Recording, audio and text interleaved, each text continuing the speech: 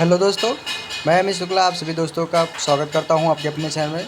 आप लोग के लिए आज की नई क्लास होगी। जो वीडियो में होगा आपका आज का क्लास प्राचीन इतिहास। प्राचीन इतिहास में जो प्रश्न आपके पूछे जाते थे एक एक करके वो आपको यहाँ पे बताया जाएगा।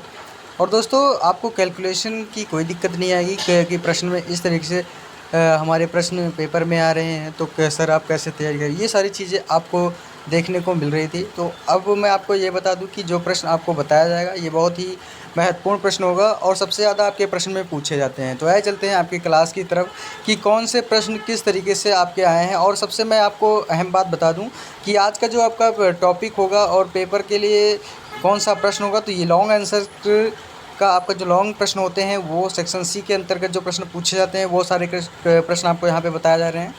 तो देर ना करें दोस्तों, वीडियो को अंत तक ज़रूर देखिए और अभी तक वीडियो को लाइक नहीं किया ज़रूर लाइक कर दें, चैनल को सब्सक्राइब करना ना भूलें और एक दूसरे को वीडियो को शेयर ज़रूर करते रहें। तो आइए चलते हैं आपके क्लास की तरफ। आज आपको हम बता दें दोस्तों, प्रश्न आपका पहला है कि 6ठी शताब्दी ईसा पूर्व भारत की राजनीतिक दशा की विवेचना कीजिए। आंसर में आपको लिखना होगा लगभग 1 सहस्त्र ईस्वी पूर्व से 500 ईस्वी पूर्व तक के युग में हो भारतीय इतिहास को जनपद या महाजनपद युग कहा जाता था। यानी कि ये 6ठी शताब्दी के पूर्व जो भारतीय इतिहास में जो जनपद को कहा जाता था उसे हम पहले महाजनपद युग की जहाँ महाजनपदीय युग के अनुसार ही मापते थे। फिर आप कहता है कि समस्त देश एक सिरे से दूसरे सिरे तक जनपदों में फैल गया था। जो समस्त देश थे हमारे वो एक दूसरे के जनपदों में फैल गए थे और इसी प्रकार जनपद राजनीतिक, सांस्कृतिक और आर्थिक जीवन की इकाई बन गए। और जो आज देख रहे हो कि हर एक ज़िला बन गया है जनपद से, फिर उसका महाजनपद, महानगर, नगर। तो कुछ इसी यानी कि जो 6ठी शताब्दी ईसा पूर्व की जो कहानी चलती आ रही है वो आपको यहाँ पे देखने को मिल रही है। धीरे धीरे जनपदों की संख्या कम होने लगी हैं। छोटे जनपद बड़े जनपदों में निमंजित होने लगे। निमंजित का मतलब होता है दोस्तों, इसमें विलय हो रहे हैं या एक दूसरे में इकट्ठे हो रहे हैं। जैसे एक ज़िला 2 ज़िला करके एक ज़िला बना दे रहा है, एक जनपद को 2 जनपद में 2 जनपदों को एक जनपद में इकट्ठे कर दे रहे हैं। इस भांति देश को महाजनपद काल का उदय हुआ। महाबुद्ध के आविर्भाव के पूर्व भारतवर्ष 16 महाजनपदों में विभक्त था। 16 महाजनपदों में कौन कौन से थे? बौद्ध ग्रंथ आगंतुर निकाय के वर्णित महाजनपदों की सूची निम्न रूप से संदर्भित है। पहला तो आपका इसमें है अंग, दूसरा मगध है, तीसरा काशी है, चौथा कौशल राज है, फिर 5वां आपका वज्जी है, 6ठा आपका मल्ल है, 7वां चेदी है और 8वां वत्स, फिर 9वां आपका कुरु, फिर 10वां पंचाल, 11वां मत्स्य और 12वां सूरसेन, 13वां आपका आता है आकस्मक, 14 आते हैं अवंती, फिर 15वां आपका आता है गांधार और 16 कंबोज। तो ये जो 16 महाजनपद हुए हैं ये महात्मा बुद्ध के आविर्भाव के काल को माना जाता है। तो ये छोटे छोटे जनपद को इकट्ठे करके एक महाजनपद का निर्माण किया। तो ये 16 महाजनपद जो हैं ये बहुत ही महत्वपूर्ण है। इसमें आइए आपको हम एक एक जनपद के बारे में आपको अच्छे से समझाने की कोशिश करेंगे। पहला होगा आपका अंग। इसमें है यह मगध के पूर्व में था।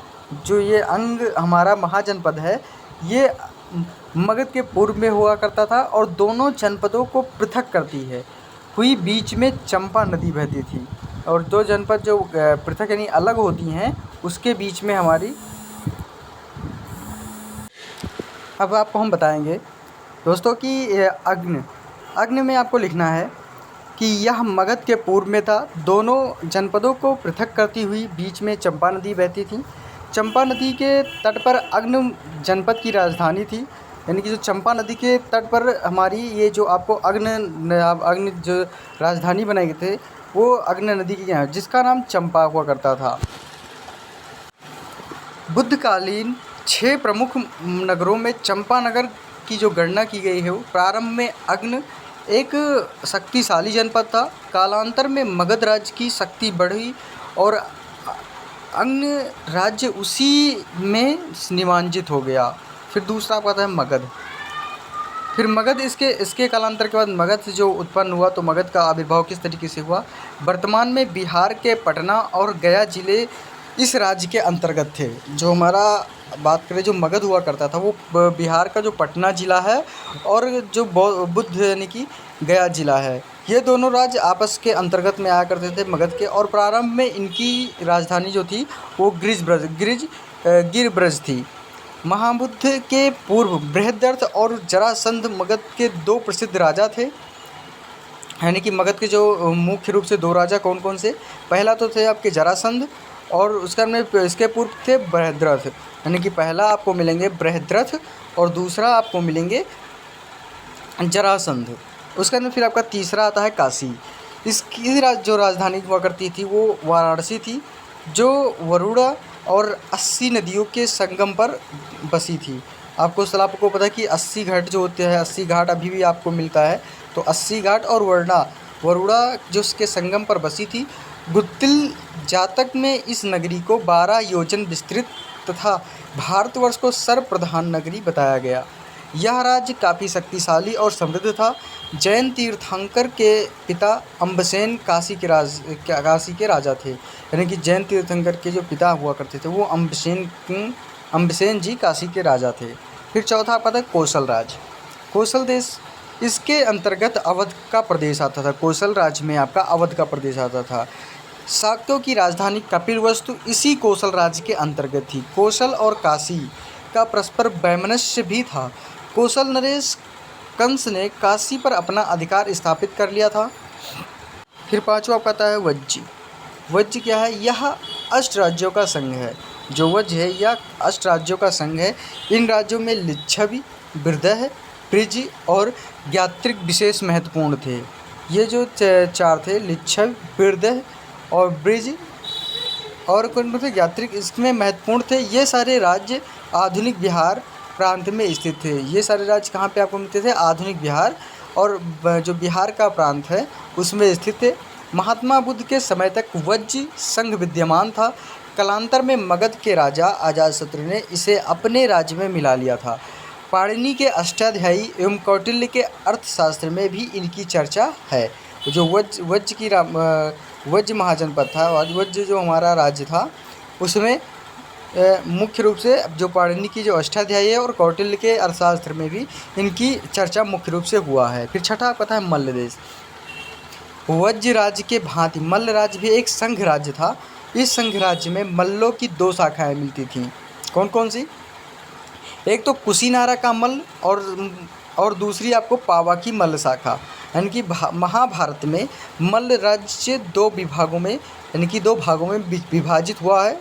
यानी कि बतलाया गया है।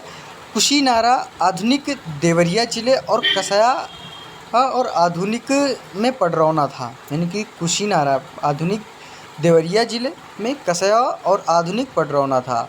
इससे में आपका सातवां चेदी आता है। चेदी इसमें आधुनिक बुंदेलखंड था, उसकी सीमावर्ती प्रदेश इसके अंतर्गत आते थे। इसकी राजधानी शक्तिमती थी। चेदी राज्य का जो उल्लेख है वो महाभारत में भी हुआ है। शिशुपाल यहाँ का राजा था। यानी कि चेदी का जो चेदी वंश का चेदी के राजा हुआ करते थे वो कौन थे? शिशुपाल। उसके में आठवां आता है वत्स। वत्स में आपका वत्स राज्य है कि गंगा नदी के दक्षिण की ओर वह प्रदेश जो यमुना नदी के तट पर स्थित था वत्स राजा के अंतर्गत आता था। यानी कि ये जो आपको समझ में आ रहा है कि गंगा नदी के दक्षिण और का प्रदेश जो यमुना नदी के तट पर स्थित था, यानी कि यमुना नदी के तट पर स्थित हुआ करता था, वह वत्स राज्य के अंतर्गत आता है। इसकी राजधानी कौशाम्बी थी जो इलाहाबाद से 30 मील दूरी पर है। पुराणों में वत्स राजा का वर्णन है। गंगा की भयानक बाढ़ से जब हस्तिनापुर नष्ट हो गया तो जन्मेजय में प्रपौत्र यानी कि निच्छ्छु ने कौशाम्बी को अपनी राजधानी बनाया। ये वत्स राजा ने अपना ये राज्य को अपनाया था। यानी कि कौशाम्बी को भी इन्होंने अपनाया था। नौवां आता है कुरु। अब कुरु में कि वर्तमान दिल्ली तथा मेरठ के समीपवर्ती भाग कुरु राज्य के अंतर्गत आते थे। यानी कि जो कुरु राज्य था हमारा वो वर्तमान दिल्ली तथा मेरठ के समीपवर्ती कुछ भाग जो राज्य के अंतर्गत आते थे। इसकी राजधानी इंद्रप्रस्थ थी। जो इन दोनों की राजधानी हुआ करती थी वो कहाँ थी? इंद्रप्रस्थ हुआ करती थी। और इस राज्य में 300 संघ थे। पाली ग्रंथों के अनुसार यहाँ के शासक यानी कि युधिष्ठिला गांव के थे। जैन ग्रंथ उत्तरार्धायन सूत्र में वर्णित इच्छक्षु के राजा यानी कि इच्छक्षु राजा के राजा कुरु देश के ही थे।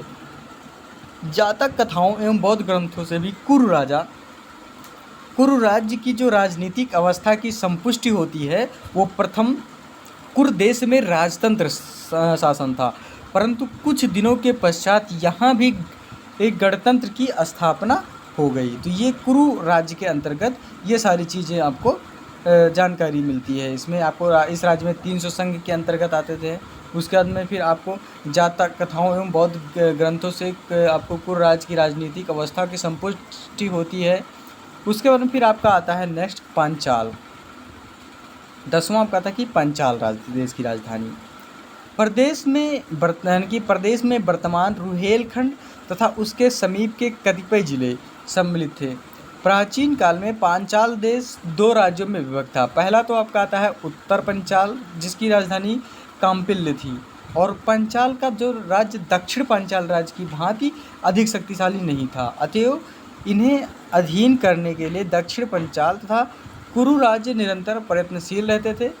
चुलानी ब्रह्मदत्त पांचाल देश का महान शासक था, जिसके बारे में यानी कि उमग्न जातक, उत्तराध्ययन सूत्र, स्वप्नवासवादता तथा रामायण में चर्चा की गई है। इन ग्रंथों में भी यह वर्णित है कि कंपिल्य के राजा संजय ने अपना राजपाट छोड़कर जैन धर्म अपनाया था। तो ये पांचाल राज्य की राजधानी ने ये सारी चीज़ राज्य में ये अपनाई गई थी। क्या क्या चीज़ें इसमें ये सारी चीज़ें अपनाई गई थी कि सूत्र, स्वप्न स्वादता और रामायण में चर्चा की गई थी। और फिर ब्रह्मदत्त पांचाल देश के महान शासक थे। उसके बाद में फिर जो कंपिल्य के राजा संजय ने अपना राजपाट छोड़कर जैन धर्म को अपनाया। उसके बाद फिर आपका आता है 11वां मत्स्य। इसकी राजधानी विराटनगर थी। मत्स्य की जो राजधानी थी वो विराटनगर थी। यह राज्य यमुना नदी के पश्चिम तथा कुरुक्षेत्र के दक्षिण में स्थित था। महाभारत में राजा सहज का वर्णन है, जिसने चेदी तथा मत्स्य दोनों राज्यों पर शासन किया था। इन्होंने महाभारत में जो सहज हुआ करते थे, ये चेदी वंश और मत्स्य वंश दोनों राज्यों पर शासन किया करते थे। बौद्ध साहित्य में इस राज्य से राजाओं का उल्लेख नहीं मिलता है। प्रथम तो आपको मत्स्य का राज्य चेदी राज्य के अधीन पर, फिर बाद में आपको मगध राज्य के अधीन हो गया। तो ये आपके जो प्रथम जो मत्स्य का राज्य चेदी राज्य के अधीन और इसके बाद में फिर आपको मगध राज्य के अधीन होगा, ये आपका मत्स्य राज्य। उसके बाद में फिर आपका था नेक्स्ट सूरसेन। सूरसेन में इस राज्य की राजधानी मथुरा थी, यानी सूरसेन की जो राजधानी हुआ करती थी वो मथुरा थी। महाभारत के समय इस नगर की जो विशेष महत्ता थी वो बौद्ध ग्रंथ में अवंतीपुर का उल्लेख था। वह इसी सूरसेन देश का राजा था और यह राजा बुद्ध का समकालीन था।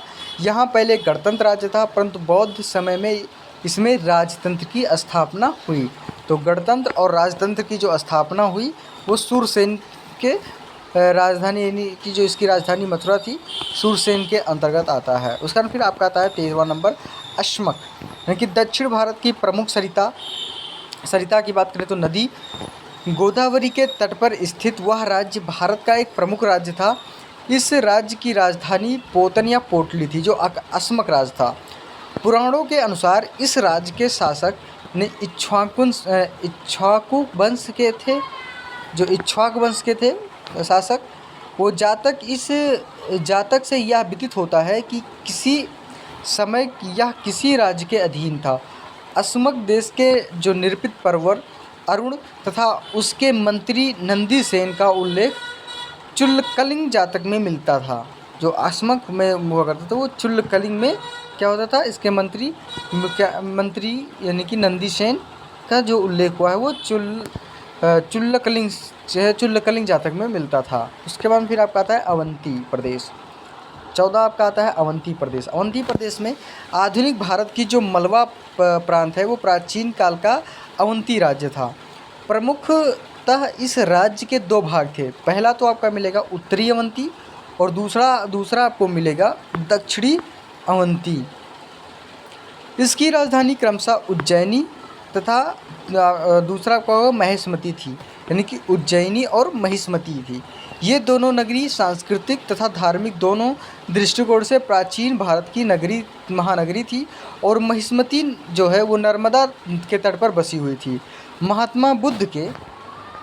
महात्मा बुद्ध के समय में अवंती राज्य यानी अत्यंत शक्तिशाली राज्य बन गया था।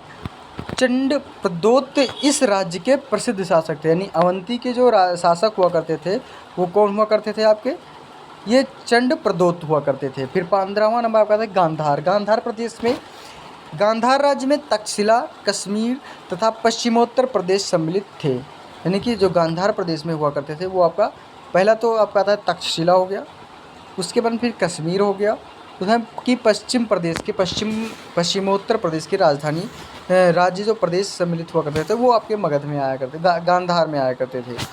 उस समय की कुंभकार जातक के अनुसार तक्षशिला इस राज्य की राजधानी थी। मगध के बिंबिसार के पास अपना दूत भेजने वाला गांधार राज्य बुद्ध का समकालीन था। जो गांधार राज्य था वो बुद्ध का समकालीन था। अवंती के राजा यानी कि प्रदोत को परास्त करने में सफल हुआ। तो ये जो गांधार का राजा था वो अवंती के राजा को प्रदोत को ये क्या करता था, परास्त करने में सफल हुआ। 16वां नंबर आपका आता है कंबोज। कंबोज में आपका आता है कि गांधार और कंबोज दोनों राज्यों के नाम बौद्ध ग्रंथों के साथ साथ प्रयुक्त हुए हैं, अतएव यह गांधार राज्य के पड़ोसी राज्य रहा है। संभवतः इसकी सीमा गांधार के उत्तरी पश्चिमी भाग पर थी। हाटक इसकी राजधानी थी। कुछ समय पश्चात यह भी गणराज्य की स्थापना हुई थी। तो ये कंबोज राज्य, ये गांधार और कंबोज दोनों के नाम पर बौद्ध ग्रंथों के साथ साथ प्रयुक्त हुए हैं। उसके बाद फिर आपका आता है, इसमें आपको हाटक राजधानी, इसकी हाटक राजधानी हुआ करती थी कंबोज की। उसके बाद में फिर आपका आता है नेक्स्ट गणतांत्रिक राज्य। गणतांत्रिक राज्य इन 16 महाजनपदों के अतिरिक्त 10 गणराज्य भी थे, जो नीचे वर्ण यानी कि वर्णन क्रम में इस प्रकार है। इसका वर्णन प्राचीन बौद्ध ग्रंथों से प्राप्त होता है। पहला तो आपका है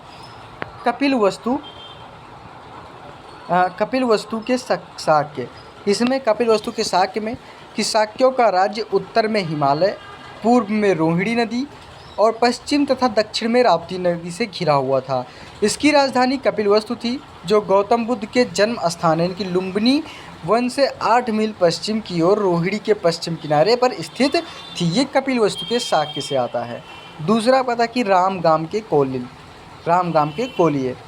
कोलियों की राजधानी रामग्राम थी। जो एक कोलिये थे उनकी जो राजधानी हुआ करती थी वो रामग्राम थी।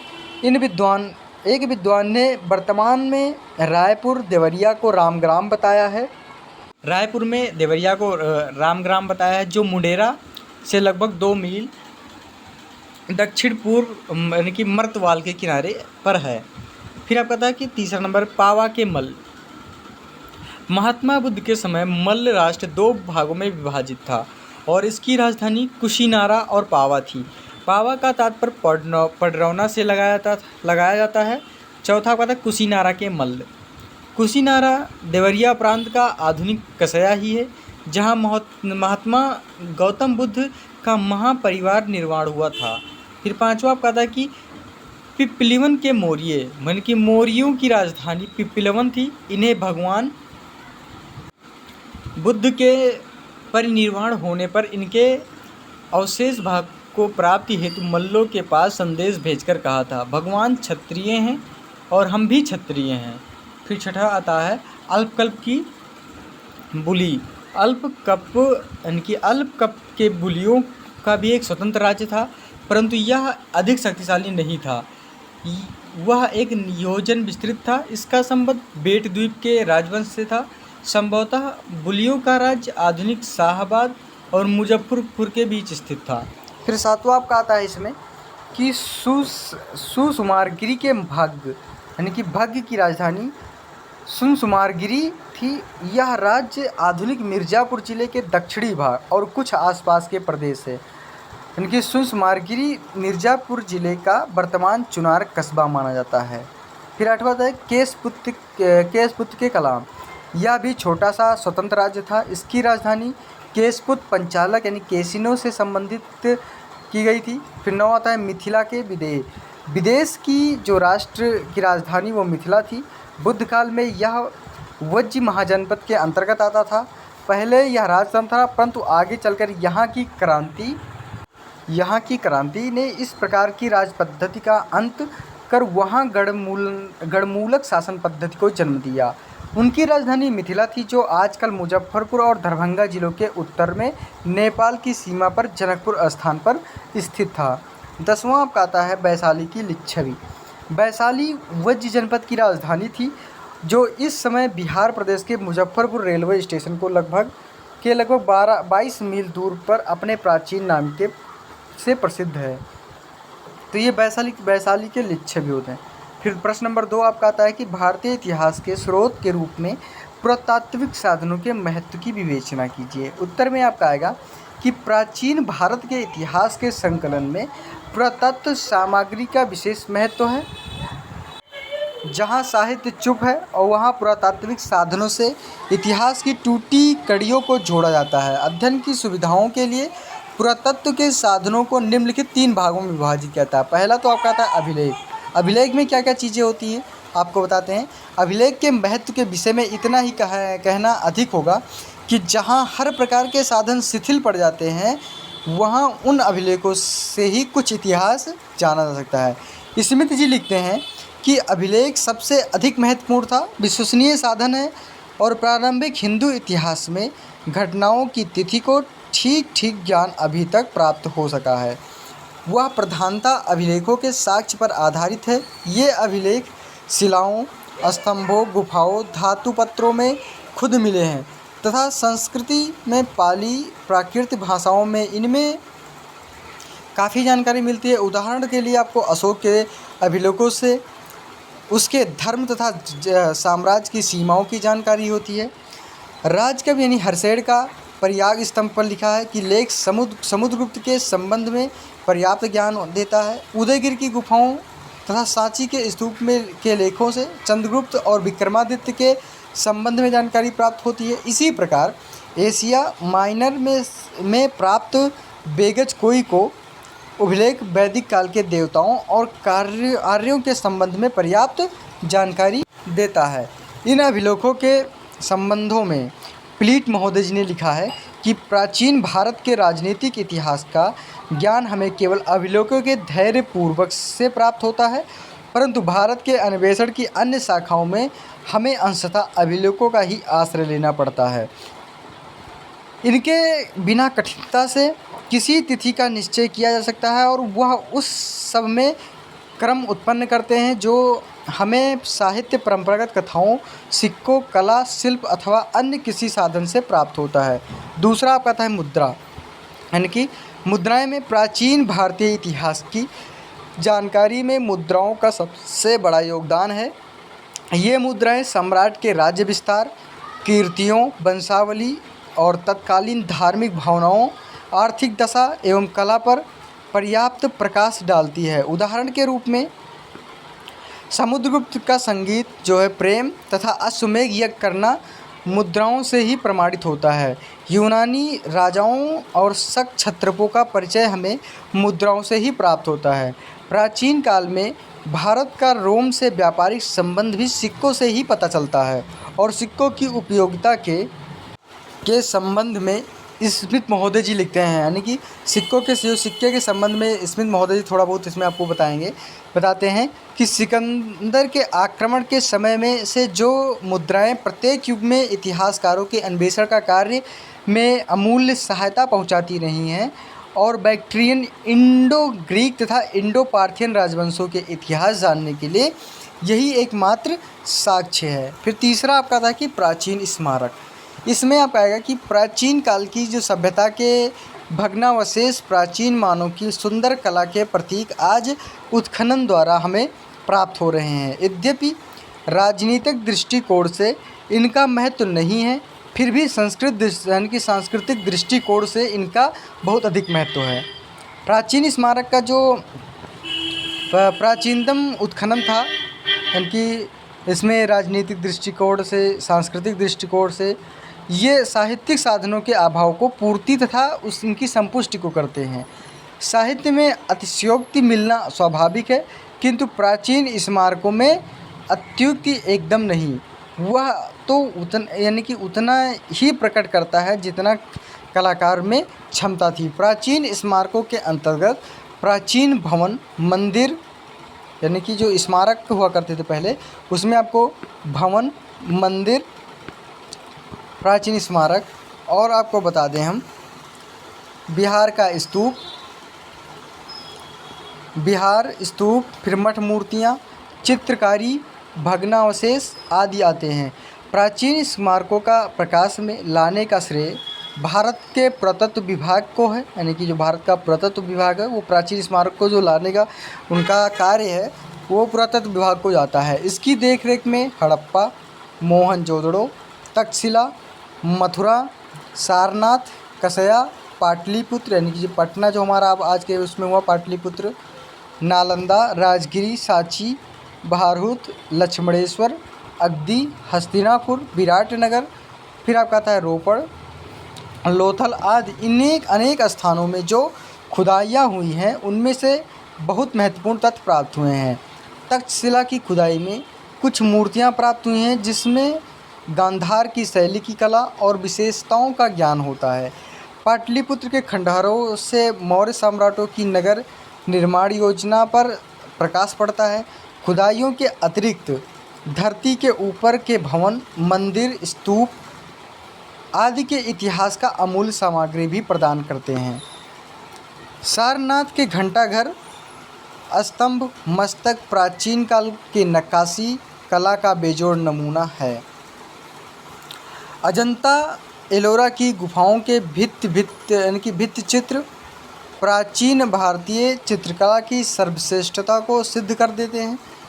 भूमरा का शिव मंदिर, फिर उसका में नचना कूथर की पार्वती मंदिर, लरखान मंदिर भीतर सिद्ध कर देता है, यानी कि जो ये आपको लरखान की मंदिर भीतर सिद्ध कर देते हैं कि भूसरा का जो शिव मंदिर है वो नचना कूथर का पार्वती शिव मंदिर, लरखान मंदिर भीतर गांव, ईंटों का मंदिर, देवगढ़ का दशावतार मंदिर, दशावतार मंदिर, सांची, एरड़, बोधगया का मंदिर, और उसका फिर नालंदा की बुद्ध की तांबे की मूर्ति से ज्ञात होता है कि प्राचीन हिंदू कला की कितनी उच्च कोटि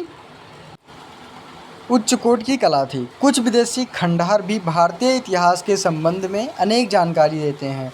उदाहरणतः कंबोज स्थित अंगकोर वाट तथा जावा स्थित बाराबुदर के मंदिर इस बात की साक्षी देते हैं कि प्राचीन भारतीयों ने विदेश में भी अपनी बस्तियां बसाई और वह अपनी प्रस्तर प्रतिमाएं प्राप्त हुई हैं।